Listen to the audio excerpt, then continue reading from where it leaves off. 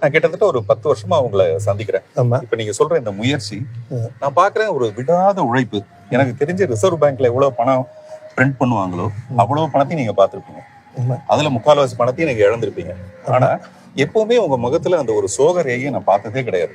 நான் அடிக்கடி பார்க்கறது, இந்த மாதிரி ஒரு வேலையை செய்யும் போது இது கடினம்னு அதை வித்துடுவாங்க. அவங்களுக்கு பேரு ஆங்கிலத்துல குயிட்டஸ். ஆமா. I see many people quit. They don't stay long enough. If you stay long enough, அந்த குயிட் பண்ணாம அதே தொழிலில் நீங்கள் ரொம்ப நாள் இருந்தீங்கன்னா கண்டிப்பாக வெற்றி அடைவீங்க. இப்போ உங்களை எடுத்துக்கிங்க, நீங்கள் கஷ்டப்பட்டு ஒரு சினிமா எடுக்கிறீங்க. ஒரு சினிமா தோற்றுவிட்டது என்பதற்காக நீங்கள் முயற்சி செய்யாமல் இருப்பதில்லை. உடனே அந்த தோல்வியை மறந்துவிட்டு வெற்றிக்கு வரீங்க. அதுக்கு ரெசைலன்ஸ்ன்னு சொல்லுவாங்க. அது மாதிரி மக்கள் ஏதாவது ஒரு காரியத்தை செய்யும் போது தோல்வி அடைந்தாலும் அதே தொழிலில் நிலைத்து நிற்க வேண்டும், வெற்றி அடையும் வரை. தோல்வி என்பதே வெற்றிக்கு தாமதப்படுத்தும் விஷயமே ஒழிய, ஒரு புதுசாக கற்றுக்கொள்ளக்கூடிய விஷயமே ஒழிய, அது தோல்வியை பெருசாக நம்ம சீரியஸாக எடுத்துக்கூடாது. What is the lesson we can learn from that failure and then you go for success. Okay, அதுக்காக நீங்கள் ஃப்ளெக்சிபிளாக இருக்கக்கூடாதுன்ற அர்த்தம் இல்லை. நீங்கள் போகும்போது அங்கே ஒரு வால் இருக்குது, அந்த வாலை உடைக்கணும்னு கிடையாது, சுற்றி போக முயற்சி செய்யுங்கள்.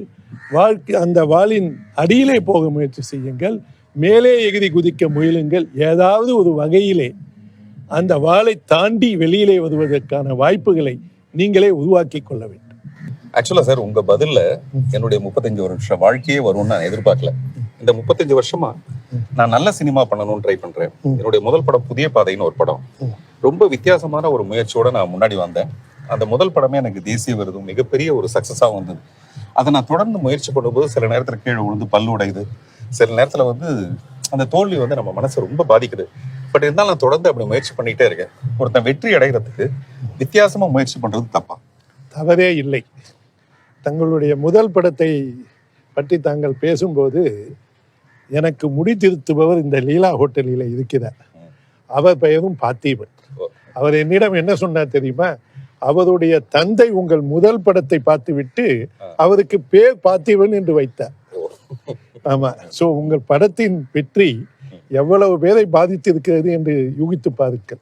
நீங்க தோல்விகளை கண்டு மனம் தோலாமல் இருக்கீங்க. நீங்க you are not a quitter. Parthiban by any means is not a quitter. You are a lateral thinker, creative thinker, situational thinker. Okay, you will win many times, and all these efforts that you have put will be shown by winning in the next couple of years.